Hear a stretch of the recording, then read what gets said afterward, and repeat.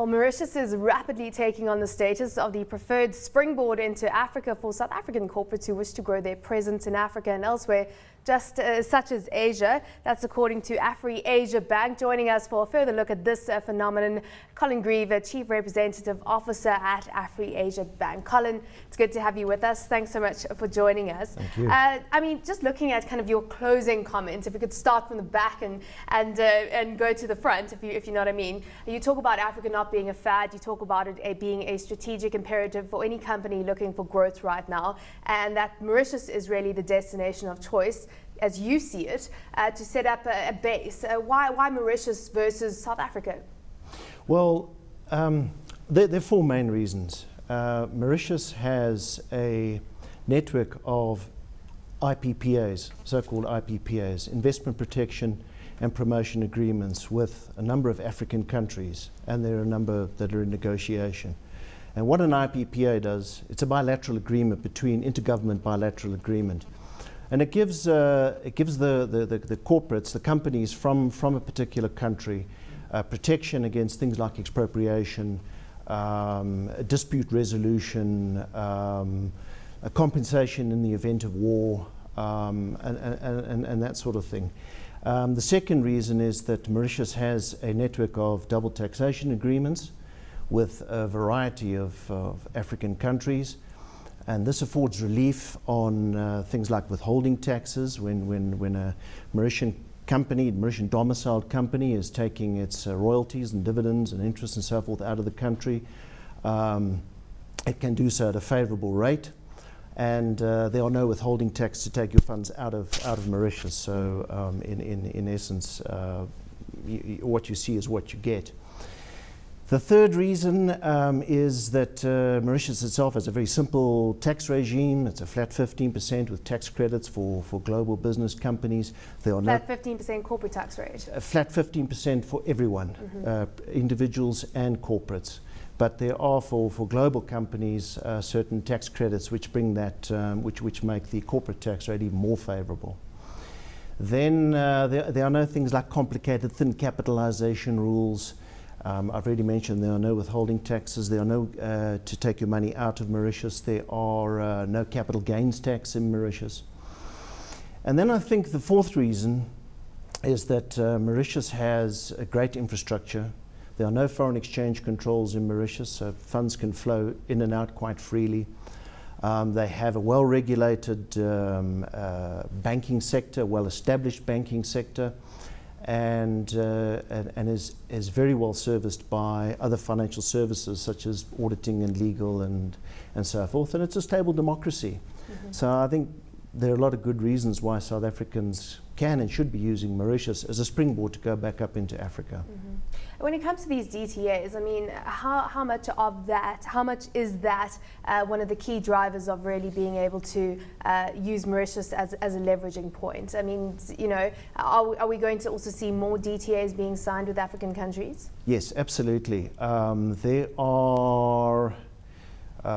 There are 13 double taxation agreements that Mauritius has in place with various African countries, and there are more awaiting ratification, awaiting signature, or under negotiation.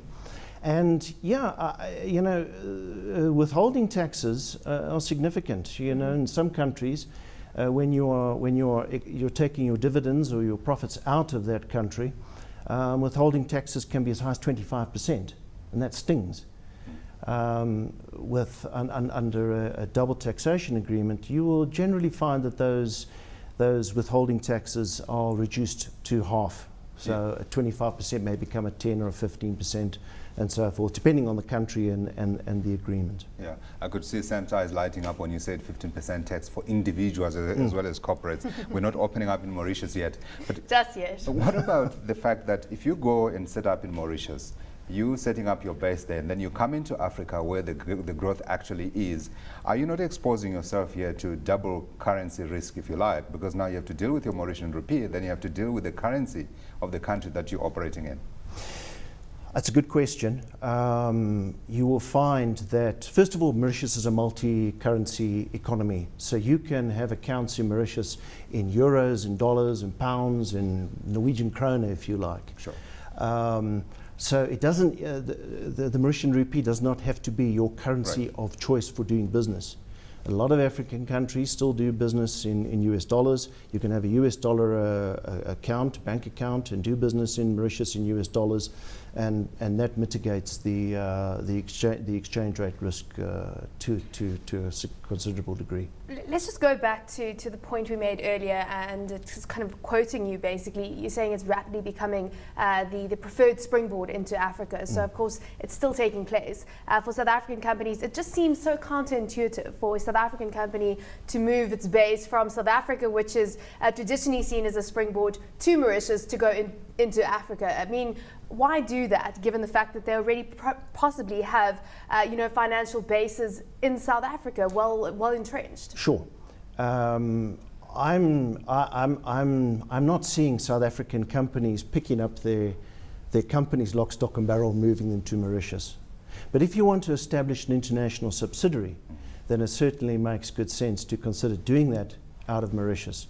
For example, if you want to create a regional treasury, to move funds between your various subsidiaries in various countries, it makes a great deal of sense to do that out of Mauritius for the reasons that I've already explained, not the least of which is the fact that there are no foreign exchange controls. So it is a base, but it's not one that South African companies are just picking up and moving out, or moving out of South Africa. No.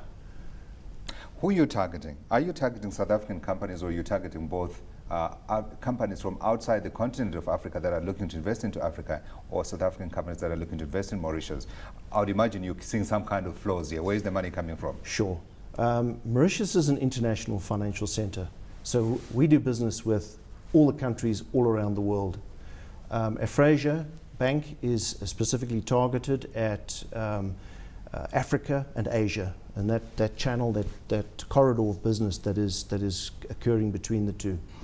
So yes, South African companies that want to do business back up into Africa, or alternatively internationally, because Mauritius also has things like double taxation agreements with other countries around the world. It's not limited to Africa at all. It would make sense to do that business out of Mauritius. And similarly, as you correctly point out, there are people coming into Africa to do business from other countries, for instance in Asia, and again it makes sense for largely the same reasons to use Mauritius as your base. Well, Colin, certainly an interesting trend to watch out for, and Godfrey hopefully opening up a branch in Mauritius soon.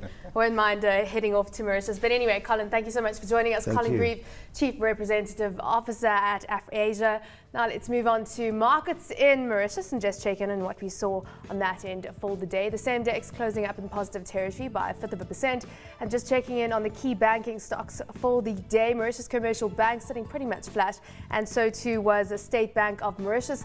Amongst the hotel stocks, New Mauritius Hotels are sitting a rally there of just over 4%. Lux Island rallying by almost 3%. And just checking in on how the sugar sector fared for the day. Omnicane also bouncing up by over 4% in ENL Land, sitting up at 40 rupees for the day. And a quick check-in on how the rupee is faring right now, 30.4 against the greenback. And you're looking at rupee strength, in fact, down or slightly stronger against the dollar right now.